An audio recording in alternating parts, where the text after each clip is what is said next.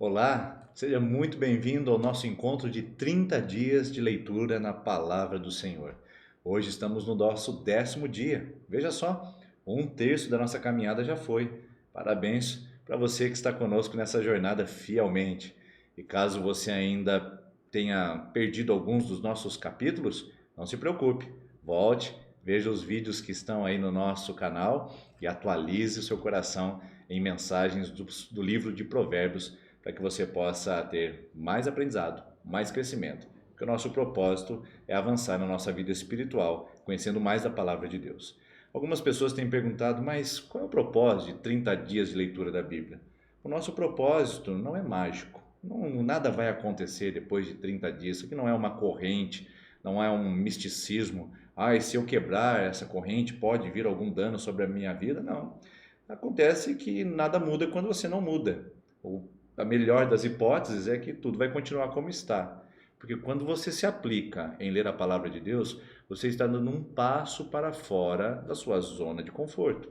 Quando você se aplica a ser instruído pelas Escrituras, você dá um passo adiante em direção de um crescimento, de uma mudança, de uma transformação. Então, 30 dias não são dias mágicos, são dias de corações entregues que meditam na palavra de Deus e aplicam seu coração a entender mais dela.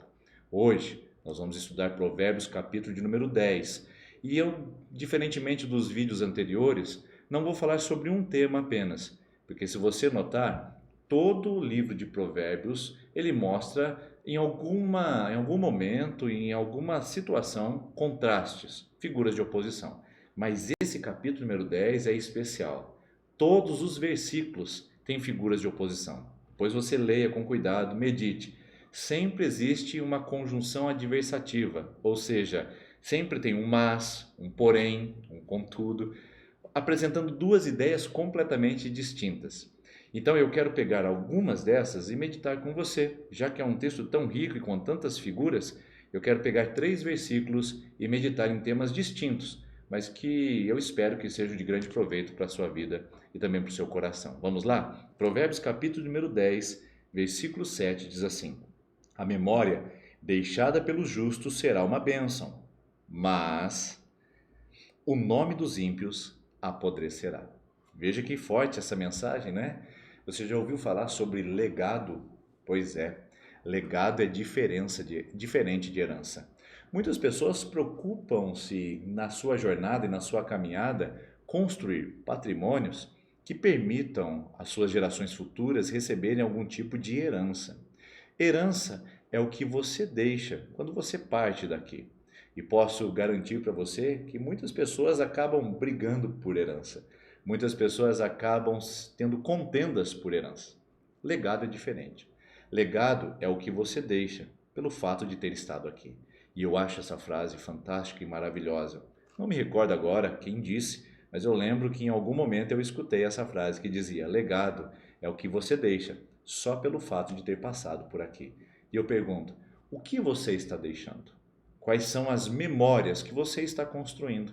Vamos pensar em termos práticos. Na sua família, quais são as memórias que estão sendo construídas entre seus pais, seus filhos, seu cônjuge, entre os seus amigos? Vamos ser um pouco mais diretos.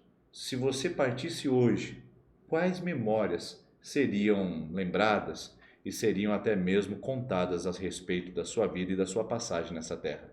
Memórias boas? Memórias ruins? Memórias indiferentes? Bom, eu tenho como desafio na minha vida construir e deixar memórias que sejam registros na vida das pessoas pelas quais eu passei. Memórias boas, positivas. É óbvio que a gente erra. É óbvio que não agradamos a todos. Mas quando estamos conscientes disso, a melhor coisa que fazemos é pedir perdão, voltar atrás e reparar o dano. Então eu pergunto para você: você está preocupado em construir um nome ou deixar uma memória? Porque esse texto diz que a memória dos justos gera bênção. Ela vai alcançando de geração em geração e é produzida e replicada nas gerações posteriores. Mas o nome do ímpio vai apodrecer. Quem não teme a Deus, o seu nome não contribuirá em nada. Então, essa primeira lição nesse texto é fantástica. Você está deixando memórias ou você está deixando apenas herança? Legado ou herança? Pense sobre isso.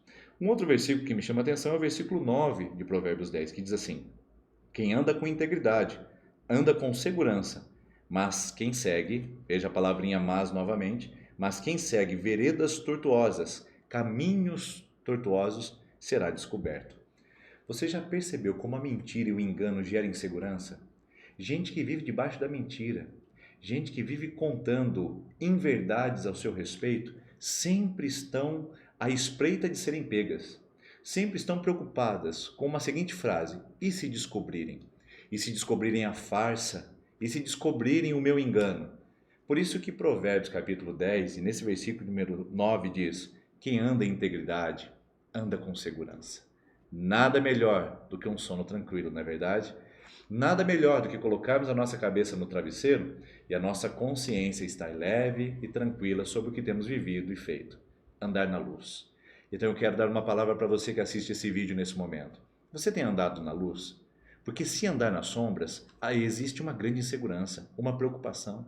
É como aquela criança travessa que fez alguma coisa que vai contrariar os seus pais e tenta esconder, mas que na verdade é só uma infantilidade, uma meninice. Mais cedo ou mais tarde, certamente seus pais descobrirão. Será que você também não tem feito assim também? Apesar de ser adulto, apesar de ser gente crescida, ainda continua escondendo e andando na mentira com medo de ser pego a qualquer momento? A palavra de Deus é uma linda orientação. Ande em integridade, ande na verdade, ande na luz e você vai andar em segurança. E para finalizar o nosso encontro desse dia, o versículo de número 11, que diz assim: a boca do justo é fonte de vida, mas, porém, contudo, a boca dos ímpios abriga violência. Eu quero terminar fazendo uma pergunta. Quais são as palavras que saem dos seus lábios? Você já disciplinou o que você diz?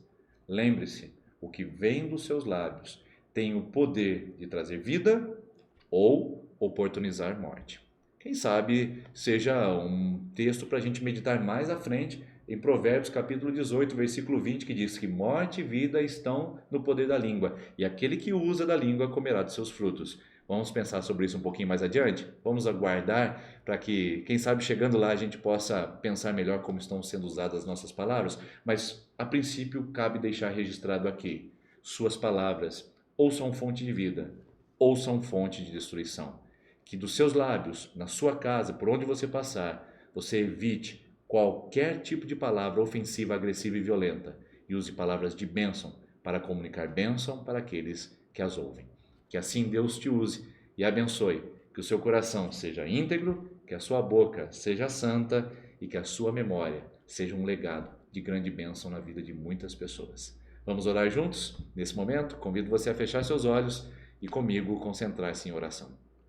Senhor, nos ajude a andar em integridade e em justiça, para que as memórias que construamos aqui nesta terra, na nossa passagem breve e tão pequena e curta nesse mundo, seja marcada por memórias de legado, de bênção, que sejam dignas de ser contadas. Pai, abençoe também para que o nosso coração seja sempre humilde, íntegro, santo e correto na presença do Senhor. Nos ajude a sermos mais sábios e mais entendidos na sua palavra, em nome de Jesus. Amém.